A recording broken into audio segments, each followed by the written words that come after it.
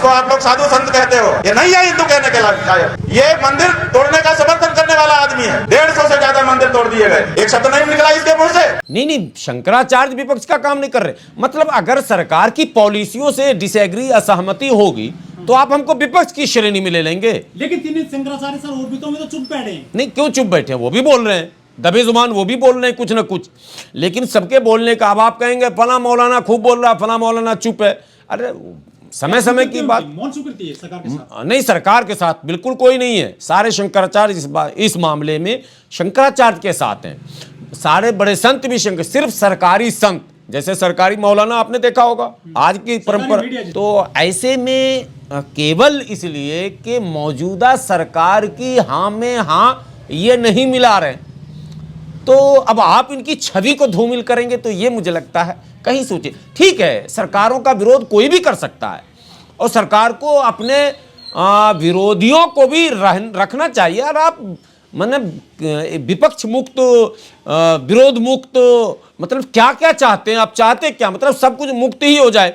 पहले तो इन्होंने कहा कांग्रेस मुक्त, फिर कहा विपक्ष मुक्त, फिर कहा मुस्लिम मुक्त।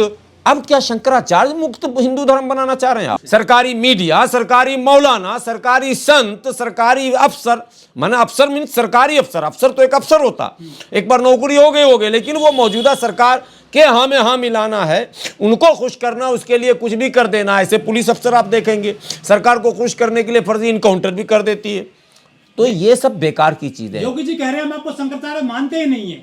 वो तो कह रहे हैं हम योगी ही नहीं मानते, और उन्होंने शास्त्रों से प्रमाणित किया है कि जो मठाधीश होगा, मतलब सत्ता को लात मारकर लोग क्या कहते हैं, सूफीज्म की तरफ, संत की तरफ और योग की तरफ जाते हैं। योग और क्या कहते हैं, संत को सत्ता में नहीं आना चाहिए, उन्होंने शास्त्रों से प्रमाणित किया। तो वो एक अलग मुद्दा है, मैं उसमें नहीं जाना चाहता हूं। लेकिन इतना तो मैं मानता हूं कि इसमें राजनीतिक खेल है, ये मैं मानता हूं। लेकिन ये जो शंकराचार्य हैं विवादित रहे हैं शुरू से। 2015 में लाठीबाजी थी समाजवादी सरकार में इन पर। ये नहीं, वो विवाद दूसरा था, विवादित नहीं था। वो गौ को लेकर, गौ रक्षा को लेकर यह अभियान चलाते हैं। गौ को राष्ट्रीय पशु घोषित करो, गौ कृषि पर पूर्ण रूप से विराम लगाओ, इत्यादि इत्यादि मांगों को लेकर। और काशी विश्वनाथ के कुछ मुद्दे थे, वो जो डिस्प्यूट है उसको लेकर इन्होंने यात्राएं निकाली थी बनारस के अंदर। उसमें लाठी चली थी। वो सरकार लॉ एंड ऑर्डर का मामला है, सरकार ने लॉ एंड ऑर्डर मेंटेन करने के लिए रोका इनको, रोका। ये अड़ गए कि नहीं मैं यात्रा जाऊंगा ही जाऊंगा। तो उसमें लाठी चली, सब कुछ हुआ, मुकदमे हुए, वो सब खत्म भी हो गया।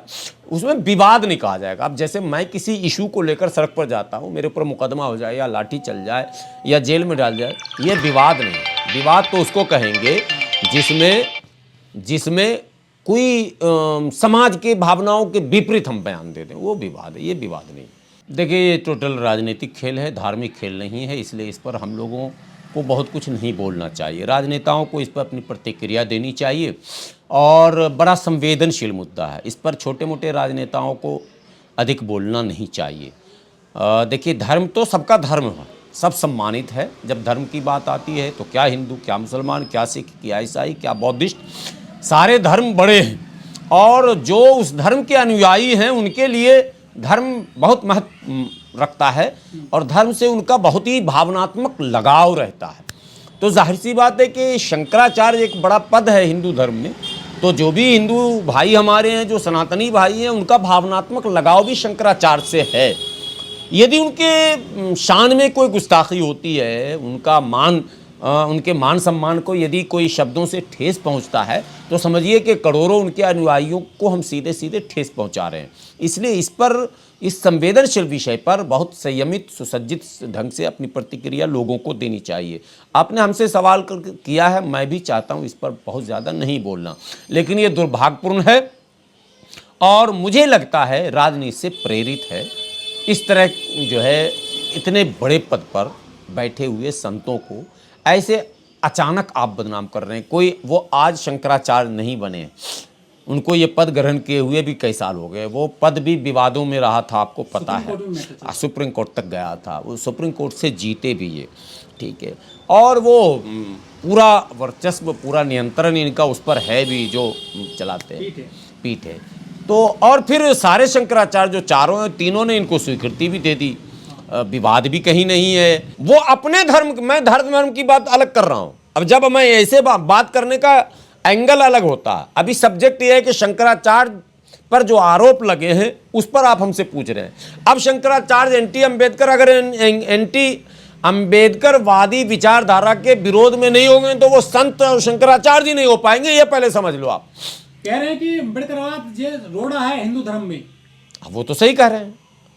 वो हिंदू धर्म जिन विचारधाराओं पर आधारित है उसका तो विरोध पेरियार ने किया, उसका विरोध जो है नायकर ने किया, उसका विरोध अंबेडकर साहब ने किया, उसका विरोध कांशीराम साहब ने किया, उसका विरोध ललई यादव ने किया, उसका विरोध बिहार में कर्पूरी ठाकुर ने किया, क्या कहते हैं जगदेव बाबू ने किया। वो एक लंबी सूची है, तो आप उसको इधर मत अभिलाइए। एक वो अलग चैप्टर है, ये अलग चैप्टर है। लेकिन जगत गुरु महाराज जो रामभद्राचार्य है वो भी इनके खिलाफ हो गए हैं। जगत किसको कहते हैं? जगत गुरु, जगत का माने क्या हुआ? संसार, वर्ल्ड। संत के गुरु हैं तो सऊदी जाए, यहाँ क्या कर रहे हैं? अगर पूरे जगत के वो गुरु हैं तो अरब जाए ना भाई। विकलांग है ना? नहीं, सेंटर है अरब। देखिए अरब मिडिल ईस्ट, आप सुने मिडिल मतलब दुनिया का मिडिल है। जो जगत गुरु होगा वो अरब में होगा। पूरी दुनिया को आप मिडिल से ही तो कंट्रोल कीजिएगा ना। रामभद्राचार्य को आप नहीं मानते जगत गुरु? हम कुछ भी नहीं मानते हैं, हम तो नहीं मानते हैं। शंकराचार्य को हम संस्कारी संत मानते हैं। हकीकत में वो जो भी बोलते हैं वो अपने शास्त्रों के हिसाब से सही बोलते हैं। वो उनका शास्त्र जो मार्गदर्शन करता है उस पर वो अपने लाइन पर हैं। ये तो किसी लाइन पर ही नहीं है, ये तो सरकारी लाइन इन्होंने खींच रखी है। तो मैं निजी तौर पर नहीं मान सकता हूँ। सरकारी संतों को मैं संत नहीं मानता हूँ, सरकारी मौलवियों को भी मैं मौलवी नहीं मानता हूँ। जो सरकार तुम दिन को कहो रात तो हम हाँ रात कहेंगे, जो तुमको हो पसंद वही बात कहेंगे, ये थोड़ा ना चलेगा। ये संतों और मौलवियों का संस्कार नहीं होना चाहिए। लेकिन ये जो शंकराचार्य हैं तो संविधान को नहीं मानते, कानून को नहीं मानते, तो इनका जो मुकदमा चल रहा है। नहीं, आप गलत लाइन पर जा रहे हैं, आप बात समझे नहीं। शंकराचार्य जिस लाइन पर हैं वो अपने लाइन पर सही है। अब आप फिर संवैधानिक डिबेट मिलेगा सर इनको? जो धर्म संसद लगाते हैं, कौन सी संसद में, कानून में जाएंगे भी? कौन से कोर्ट में जाएंगे? वही कोर्ट में जा रहे हैं जिस कोर्ट का विरोध कर रहे थे। वो एक अलग चैप्टर है, मैं उस पर भी बयान नहीं दूंगा। देखिए हिंदू राष्ट्र में सर ये दाग लग गया है ऐसे शंकराचार्यों पर। नहीं, मैं तो दाग नहीं मानता हूँ, मैं तो राजनीतिक आरोप इसको मानता हूँ।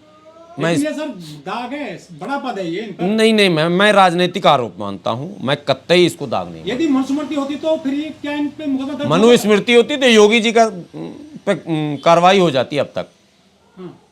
मनुस्मृति का अगर दौर होता तो शंकराचार्य पर आरोप लगाने के षड्यंत्र रचने के आरोप में योगी जी की पुलिस और योगी जी के प्रशासनिक शक्तियों पर लगाम लग जाता और अब तक क्या सो क्या हो जाता।